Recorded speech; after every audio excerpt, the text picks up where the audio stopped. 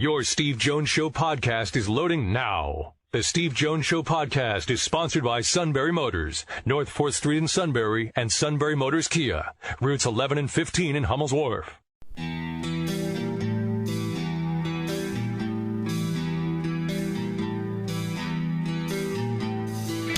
Sports talk where your voice counts. This is the Steve Jones Show on News Radio 1070 WKOK. Now from the Sunbury Motors Studio, here's Steve Jones.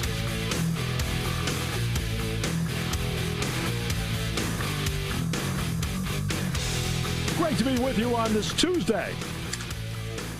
Brought to you by Sunbury Motors, 4th Street in Sunbury. Sunbury Motors Kia, routes 11 and 15 in Hummel's Wharf.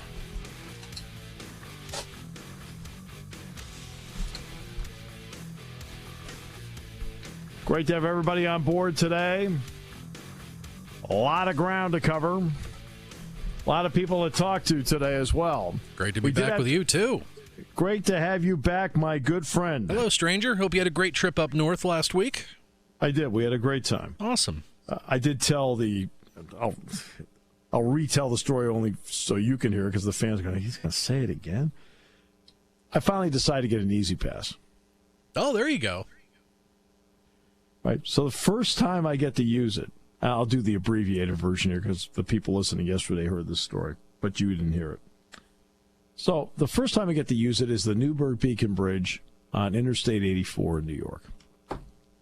I'm going, here we go. The first time ever I'm going to be able to just slow down, but just keep on rolling and going. I look at the lanes. There's one car in this booth area. I'm like, perfect. Boom. I slide in behind him. And guess what? I slid in behind the only person in the Easy Pass lane that doesn't have Easy Pass.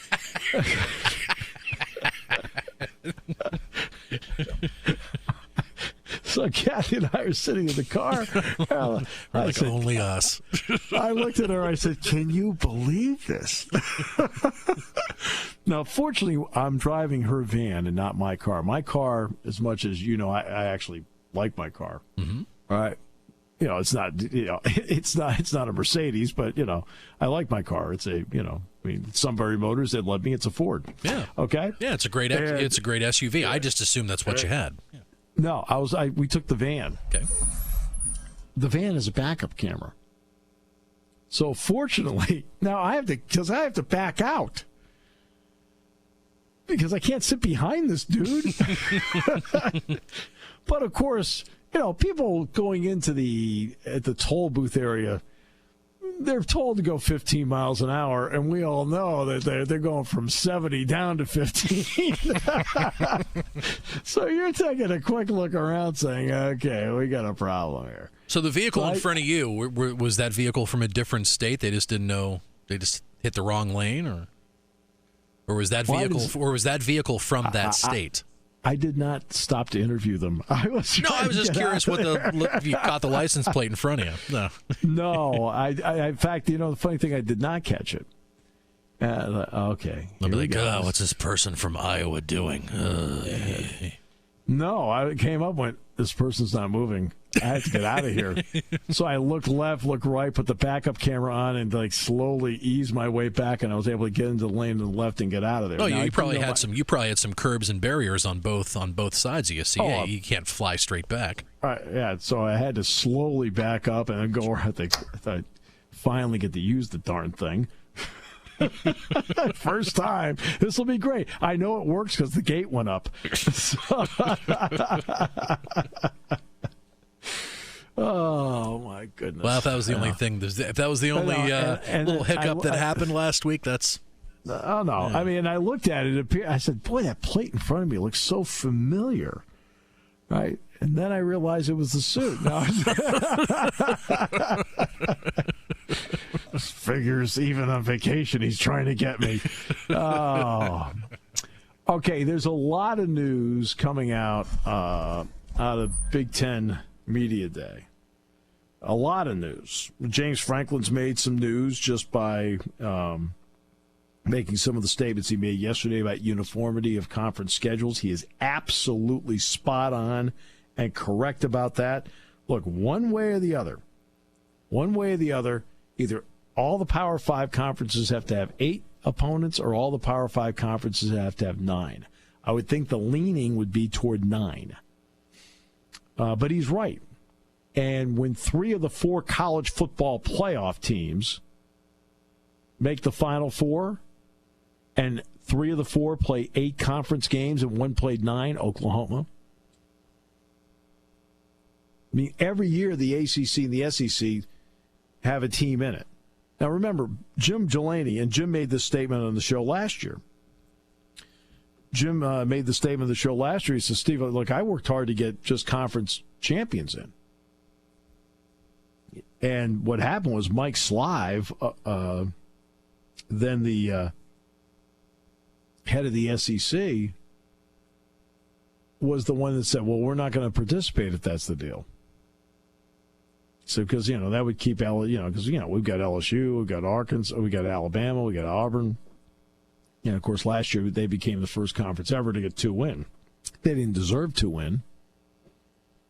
Really, they didn't. Ohio State should have been in.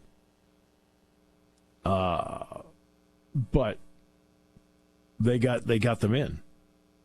And again, 3 of the 4 played 8 conference games, which gave them control, absolute control, over 1/3 of their schedule to program how many games they were able to play. Alabama, of course, didn't have to risk anything by not playing in the SEC championship game. Wonderful. The only entity that will change scheduling in college football, the only entity, is the College Football Playoff Committee.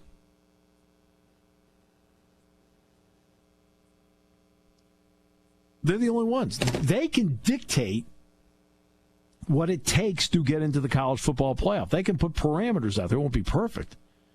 But when you sit there and you look at the non-conference schedule Washington play, I mean, Penn State should have been absolutely in over Washington. And I felt very strongly about that. I felt that the Big Ten should have been the first one to get 2 entities in, because my problem was never with Ohio State. It was always with Washington. When Washington's non-conference schedule, the best team they played was Rutgers. That tells you a lot. So they didn't send a message there. They didn't send a message on conference champions the last couple of years. And if you play 8 conference games, you got a better chance of getting there as opposed to 9. So they're the ones that need to send the messages as to what it takes to get there. And so far, they have sent nothing but mixed messages so far. I realize every year takes on its own personality. I understand that. I understand that probably better than most. But that's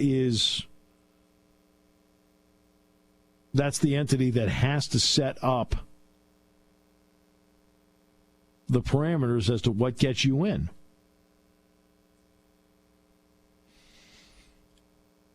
And I don't think they've sent the right man. And I think James Franklin is spot on, exactly right. There needs to be uniformity among the Power 5 as to how many conference games you play. Now, whether it's 8 or 9, I'd like to see 9.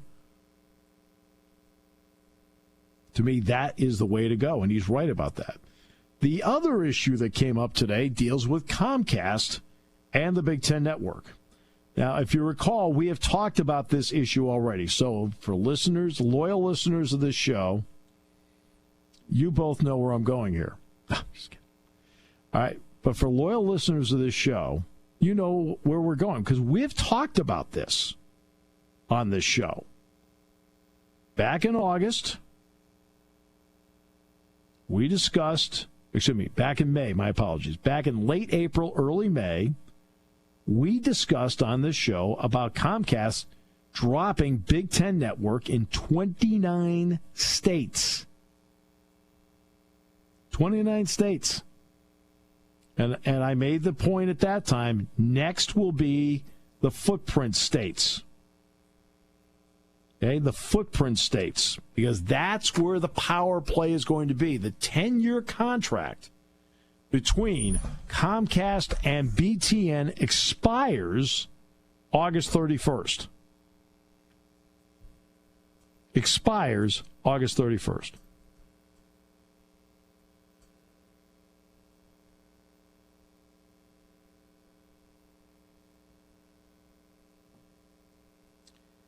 And that is, so far there's no deal. And if you closely have looked at the Big Ten Media Days, okay, this is what you're getting. Mark Silverman made statements today.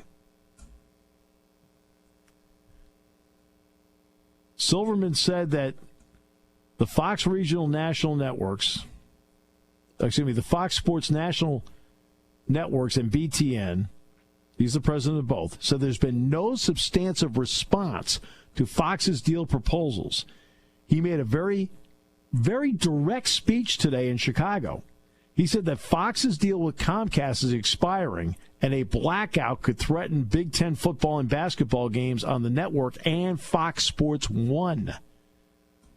He said today, I'm letting everyone know this in order to alert Comcast subscribers of the real possibility they may lose BTN and Big Ten football games on Fox Sports 1 this season.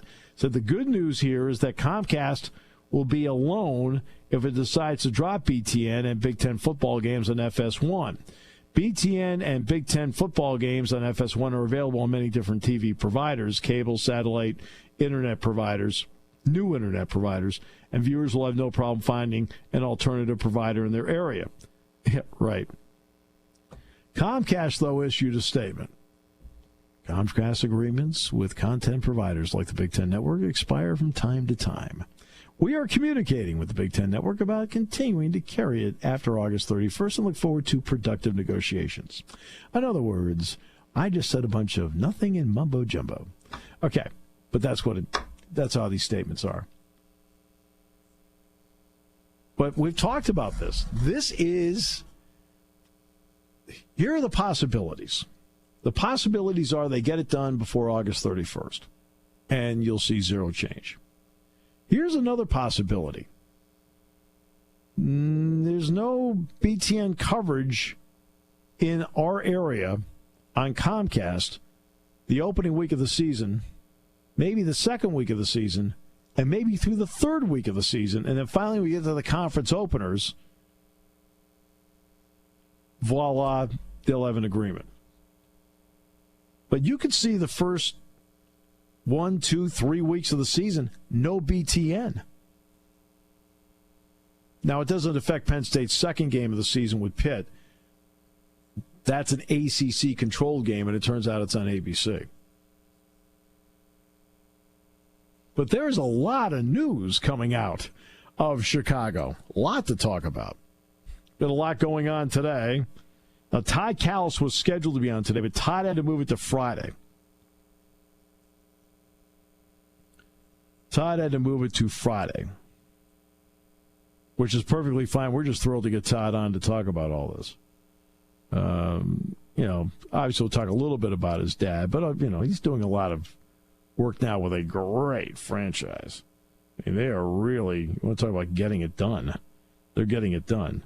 So today we're going to have on the show Adam Caplan, the NFL insider. Plenty to talk to him about because Todd Gurley signed a 4-year, $60 million deal, of which 3 years are guaranteed at $15 million apiece. By the way, my opinion, not good news for Le'Veon Bell. Jared Palo, Phillies writer for The Good Fight on SBNation.com, is going to join us at 4:06 today. Bill Bender, Sporting News, just did a big article on Trace McSorley, joins us on Thursday. Friday, we'll have Todd Callis, Tim Kirkchen, and the Prince of the East. And on Monday, I was texting with him today. I didn't realize he was on the show until later, but Wheels and I were texting earlier today. Wheels is back on Monday. We have a lot going on. We'll take a break. Brought to you by Sunbury Motors, 4th Street in Sunbury. Sunbury Motors Kia, routes 11 and 15 in Hummel's Wharf. On News Radio 1070 WKOK. How can your summer memories last for the next 6 years? With a new Kia from Sunbury Motors Kia and up to 6 years interest-free.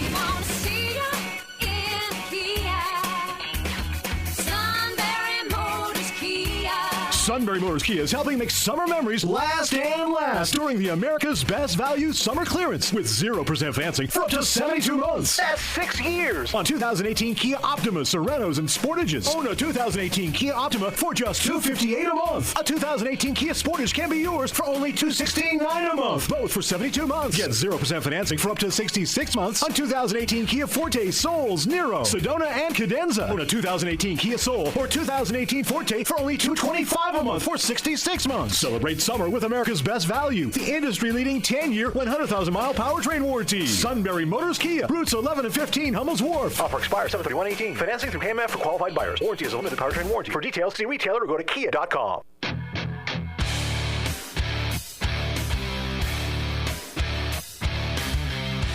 Yeah, it's amazing the amount of news that came out. Injury reports, Jim Delaney pushing for that, which we'd already talked about before. If I'm sitting at the table and we're brainstorming how do we handle injury reports, my suggestion would be everyone has to list who's out by noon on Friday. At that point, virtually every team is done with their practices by Thursday night. And don't list why, don't list how long, there's no disabled list or anything like that. Just list availability, unavailable. Make it really simple. Now, somebody was asking me about, take the game 2 years ago here where Garrett Sickles was suspended for the first half. I said, how would you list him? I said, he wouldn't be on the list. He'd be available. Now, it's always a coach's decision as to when a guy plays, but he was available to play, and in the second half he played almost every down. There's a long list of guys that don't play because of a coach's decision. Long list, but they're all available. Let's take an injury, but a guy that ended up playing. Joe Paterno's last game as the head coach of Penn State was the Illinois game. And remember, Derek Moy had injured his foot. And Moy, for the first half and deep into the third quarter, didn't play. Now, the folklore and mythology is that he came off the bench on the last series and he made 2 catches and kept the drive alive and Silas Red scored. That's not what happened. He actually entered the game at the end of the third quarter. I always love it. I love the folklore mythology. It sounds great, but it's not accurate. He entered the game the last series of the third quarter. Now, would you have listed him as out? No, he'd be available. It's just you're trying to get through with. If the game had been 44-7 Penn State, Moy wouldn't have played at all, and it would have been the coach's decision to hold him out, in part because of the injury. But if the game were 7-3 and you're losing and he's out there, and he can play, they'll play him. Well, they did. So he wouldn't have been listed. But John Rhee would have been listed out on every game last year. To me, you list who's out. I mean, where there's going to be no coach's decision involved at all, those are the players you list as out, and you do it by Friday at noon. That's what I'd do. James Franklin on scheduling, absolutely right. Uniformity. Either pick 8 or pick 9, but all the Power 5 teams need to be playing the same number of conference games. And I think the lean has to be to 9 because at least it puts a little more meat in the bone. And on the Comcast situation, this is something we've talked about on this show several times.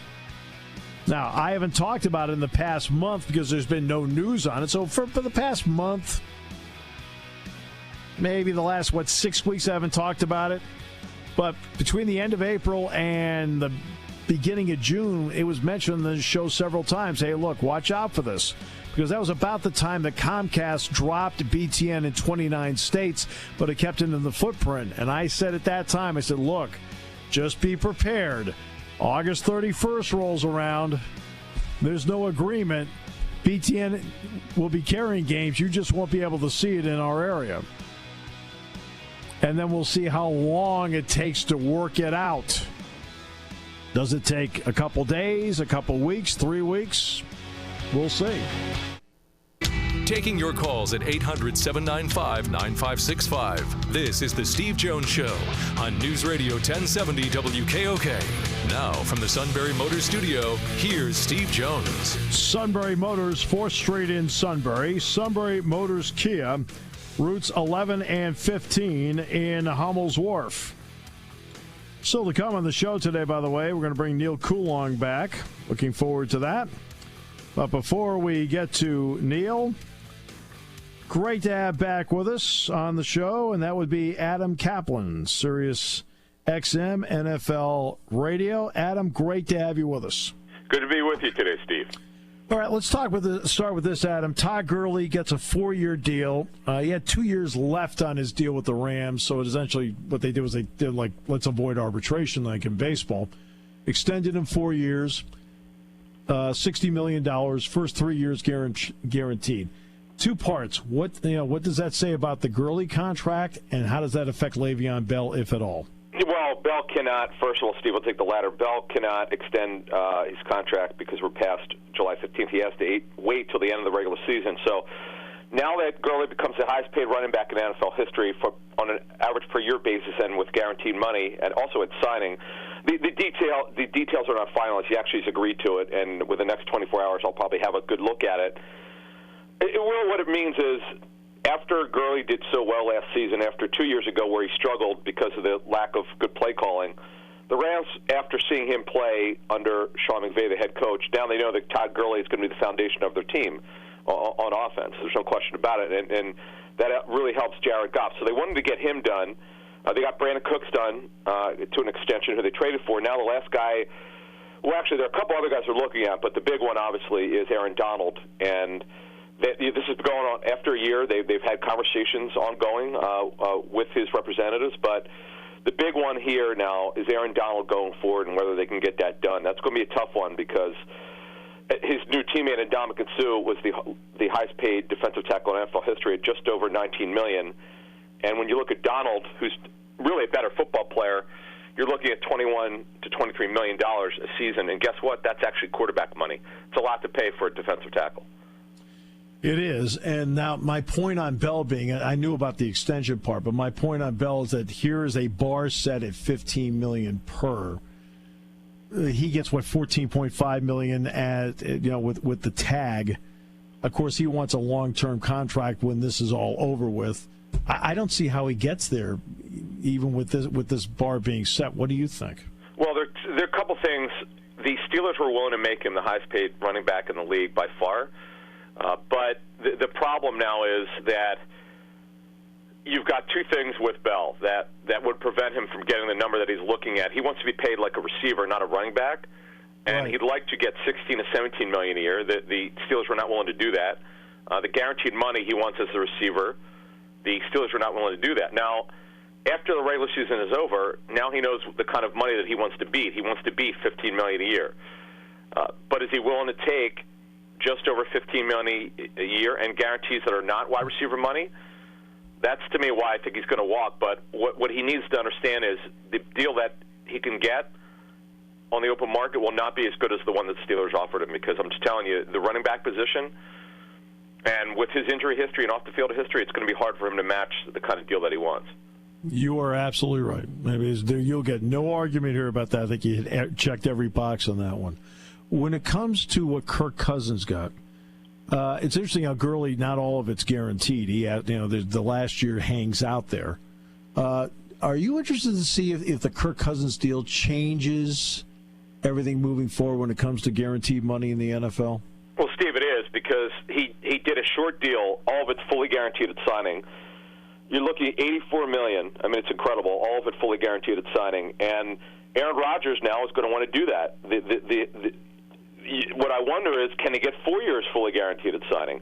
His agent, David Dunn, who has a lot of the big quarterbacks, this is going to be a challenge for him. I look forward to seeing what he does here. But the fact of the matter is, it's going to be very, very difficult he'll beat it. He's going to want to beating Cousins' deal. It averages $28 million. The belief around the league is he's going to make around at least $30 million per season, Aaron Rodgers is, when he gets his deal done, and both sides really want to get a deal done very, very soon. But, yes, I think Kirk Cousins now set the bar that the first 3 years are not – remember, when we talk about guaranteed money, that just means there are different types of guarantees. There's money that's guaranteed only for injury, which is really insurance money. God forbid the guy suffers a serious injury, then he can't pass a physical. But fully guaranteed money at signing is really what players want, and that's what Kirk Cousins got. He got an historic contract. I believe the stat is correct, but I don't think there's been an NFL team that has won the Super Bowl in which the quarterback had more than 12% of the cap space. Obviously, I'm for what anybody can get in any profession. I hope you get the highest deal you can get. I'm sure you hope the same thing for me, same thing for a quarterback. But how much of a bind does it put a franchise in your opinion, Adam, when they have so much invested in one, or like in the Steelers' case, they have two and they can't afford the third? Well, the thing is, first of all, you have to be right. When you make a player the highest paid player at his position, you want to do it at a money position. We're talking about quarterback, defensive end, cornerback, offensive left tackle. The league, generally the thought around the league is you don't want to pay running back in terms of your cap, and as also in terms of being highest paid on your team. You don't want to even be close to the quarterback. And running back is just not that important of a position anymore. But in terms of the overall cap numbers, that's the thing in the CBA, which is going to be interesting when it expires after the 2020 season. Will agents be able to get at least quarterbacks to get a higher percentage of the cap? Because quite frankly, that is the money position. That's the most important position on the football team. But the Raiders will tell you when they missed on, remember the Jamarcus Russell deal, which they completely failed with because he was awful. That destroyed them for years because it was such a higher percentage of the cap on that old CBA. But those deals now, especially the rookie deals, are not as big. But the way when we talk about contract structure, you can make it that it doesn't hurt you, like the way that the Ravens did the Flacco deal. Right. The first three deals of that extension were enormous. In fact, what they had to do to make it palatable, they had to restructure it, which they did. And the guaranteed money in his contract expires after this season. So if he doesn't play well, they could move on. The only thing they have to take on is dead money. But there's no guaranteed money left in his deal after the season. And that's the way you have to structure these deals. After 3 years, you've got to be able to get out of it. And the other part is this. I mean, I don't think it's any surprise Seattle had its great run when they were paying Russell Wilson third-round money. Right, but it's ironic, Steve, that Russell Wilson's agent, Mark Rogers, is a baseball agent. He asked for 4 years, $100 million, I'm told, and all of it fully guaranteed. And the Seahawks basically laughed at him. We're not doing anything like that. And Russell wound up doing a typical deal with rolling guarantees where they could get out of it after a couple of years. Now, and you asked a really good question. Now that we have the Kirk Cousins deal, all the top quarterbacks now get those type deals. When Carson Wentz does his deal, he could do it as soon as after the season. If Carson Wentz has another great season and stays injury-free, who's to say that he doesn't wind up being Aaron Rodgers' deal at 26 years old? He could actually do that, by the way, if he has a monster season. So don't be surprised at that. Because that's one of the elements I looked at the Gurley deal. The Gurley deal actually takes you up to the new CBA. Yeah, yes. And the question now will be, who other than Bell, who are those great running backs that could get a monster deal? It's going to be fascinating to see because when Freeman did his deal with the Falcons, Devontae Freeman, he only got $8.5 million a year, and that deal was thought to be very light. And now Todd Gurley's almost doubling that per season. It's amazing. Yeah, it is amazing. All right, give me, as camps are about to open, give me a couple of items of interest, Adam, that pique your interest going in you're going to keep a close watch on. Well, the national anthem issue, remember we have a preseason game on August 2nd. What happens there, because both sides, the players and the owners cannot agree on it, that clearly is one of the top issues. Quarterbacks coming back from injury, Carson Wentz, as I mentioned, Deshaun Watson coming back from his ACL injury. I start my 19-team training camp tour on Thursday, and I'll be at the Eagles, and I'm very anxious to see how Carson Wentz looks because he was unbelievable in June. I mean, he was so far probably about 6 weeks ahead of schedule or so. It's generally coming back from injury, and I'm always miss on these teams. Every year, people are trying to find out who are the surprise teams. No one, and I mean no one, picked the Rams to be a playoff team. Right. And who's going to be that team, or are there going to be a couple that shocked the world? Maybe like the Cleveland Browns, who didn't win a game last season. You never know. Right, you never know. A national anthem issue. It seemed like it was dying off, and then they brought it back to life by making an issue out of it at the owners' meeting. Am I right or wrong about that? Well, yeah, but you have to understand, both sides had been talking, but they also, the owners at the owners' meetings did something without consulting the NFLPA, and they right. came out with this, and they said they wouldn't react until they got a broader scope of what exactly this meant. And, for years, and I lived this during the 11 CBA, the owners talk about how the players are their partners in the CBA, and the Players Association doesn't feel that way. They feel like they're not consulted on important issues that they should be consulted on. So I think that's the problem, because the relationship is so bad with both sides. And I see the problem is, to wrap this thing up, you've got a side in the players that looks at it and says, you know what? We're going to do what we want, what we feel like is our right, and the owners don't feel like it's our right, and that's the fundamental issue between both sides. Check him out at Caplan NFL, and that's with a C, at Caplan NFL. Adam, I know you had a limited window. We appreciate the time you gave us today and the great information. Thank you. Adam Caplan, Sirius XM, NFL Radio, joining us on the show today. Coming up in the next hour, we'll also have Neil Coulong, but also Jared Pallo, Phillies writer for The Good Fight on SBNation.com. That's next half hour as we continue on News Radio 1070 WKOK, brought to you by our good friends at Sunbury Motors.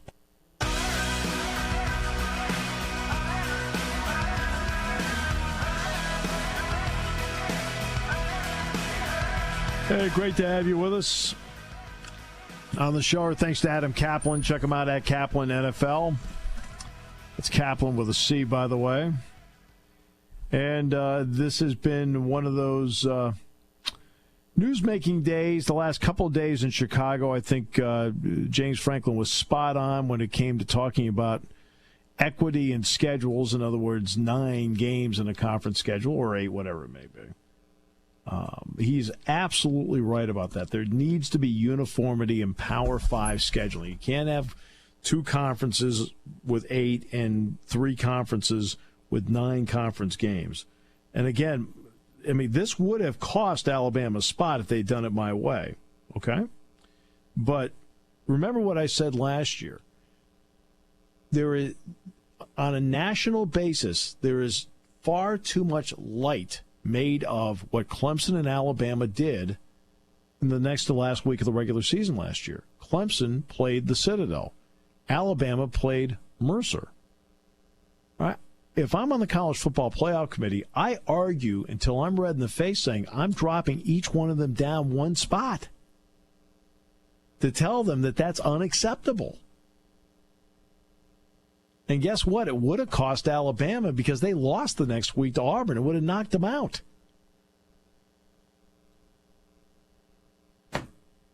Yeah, I would have done that. I would have looked at everybody and said, are you kidding me? You're going to reward this? You're rewarding this.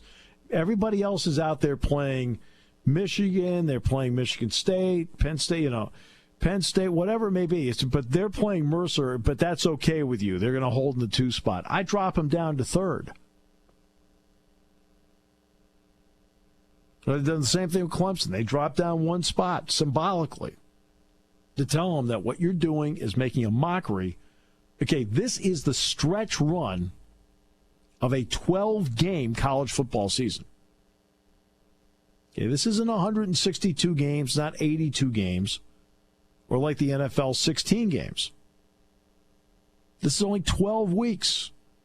As limited a window as a major sport can have. And you take the next to last week to play Clemson, to play Citadel and Mercer, respectively. And both those teams were rewarded by making the college football playoff. They both were. And one of them, Alabama, didn't even win their division. Didn't even win the division. They won the national championship, but they didn't win the division.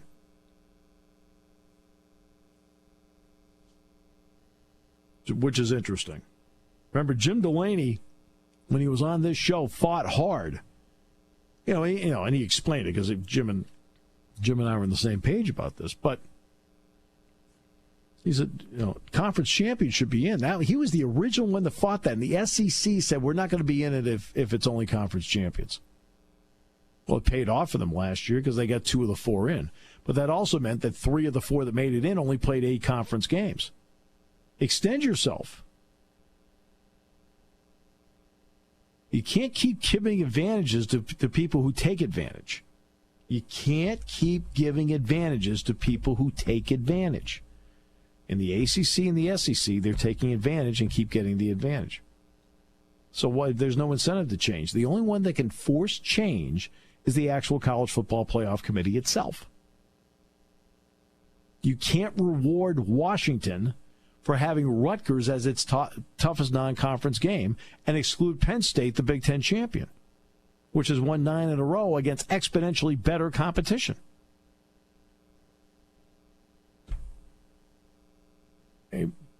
That would have sent a message. I had no qualms about Ohio State being in. It was Washington I had qualms with being in 2 years ago. Because, I knew Penn State was a better team than Washington, hands down.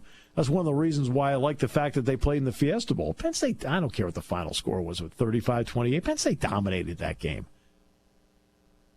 Dominated the game. Washington did 2 big plays. Ooh, okay, great. Penn State dominated. They dominated. Penn State, they had scoring drive. They had non-scoring drives that ate up clock left and right, where they just owned the line of scrimmage and dominated them.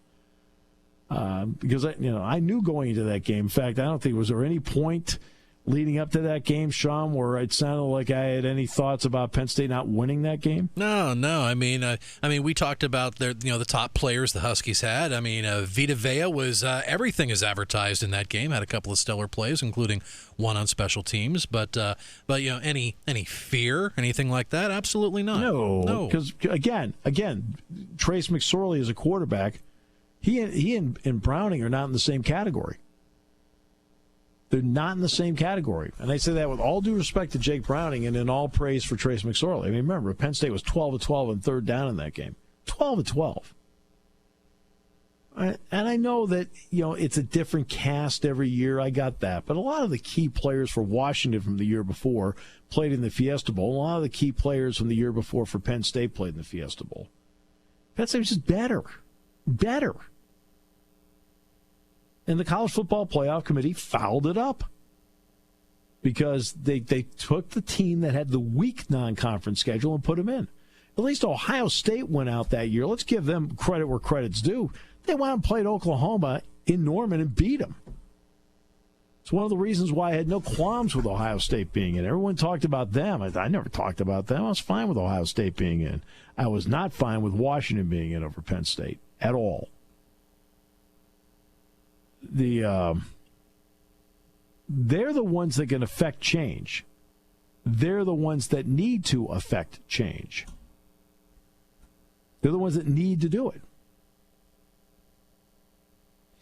They're the ones that have to send the message. And James Franklin is right. There needs to be equity in college football scheduling in terms of the number of conference games that you play. Now, the Comcast story was also the next one that came up today. Yesterday, Jim Delaney brought up injuries. Again, remember we talked about that 3 weeks ago, Sean? So, we've been kind of ahead of the curve and everything here, talking about these items. It almost kind of has a spitting image of a couple of years ago when there was a little bit of an agreement had to be hammered out between Service Electric and BTN. Yes. And they were able to get it done the night before, and all was right with the rest of the world. Well, that's what they want here. That doesn't mean that's what's going to happen here. All right? This is going to go to the 11th hour. I just cannot picture on August 24th that, hey, we have an agreement. That never seems to be what happens. It's just interesting with this dynamic. It's completely you really can't compare it to the deal with Service Electric a couple of years ago with BTN because not every single Comcast customer is going to be affected by this. Well, let's say, for example, Time Warner has a chunk of the market. Though the first year BTN came out, BTN was in the red. But they had neither Comcast nor Time Warner. And then when they started their second year of broadcasting, they had contracts with Time Warner and Comcast, and suddenly they went from red to black. Well, the Comcast deal was a 10-year deal. They still have, for example, contracts with Service Electric, contracts with Atlantic Broadband. They still have their contract with Time Warner. For example, New York City is Time Warner. It's not Comcast. But a huge chunk of the Big Ten footprint happens to be Comcast. And evidently, as of this day, they're not close. And when Mark Silverman has to get up there and make a statement saying, my fear is the removal of BTN in the outer markets may be the first step in Comcast plan to remove BTN from their systems everywhere, including the Big Ten home markets, that tells you right away the negotiations are at an impasse. It may extend into the season slightly. Your station for news, weather, business, and CBS Sports Radio. News Radio 1070 WKOK Sunbury and on WKOK.com.